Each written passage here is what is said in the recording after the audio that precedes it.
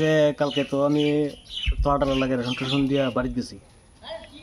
রাত্রে আনুমানিক 2:16 আমার একটা ফোন হয়েছে, বলছে ওই রেশনের দরজার নিচে আগুন দিছে।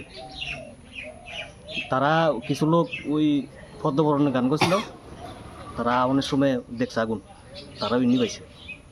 এর মধ্যে একজন অটো লই আইছে, অটো লাইটের যে সামনে আইসে পরে একটা লোক দূর দিছে উপরের দিকে, অটো লাইট দিকে একটা দূর দিয়ে গেছে। এরপরে ওই তারা ওই গ্রুপটা এসে জল দিয়ে এটা নিবাইছে। কে বা কারা লাগাইছে জানেন না, এটা জানি না। কোন জায়গায়?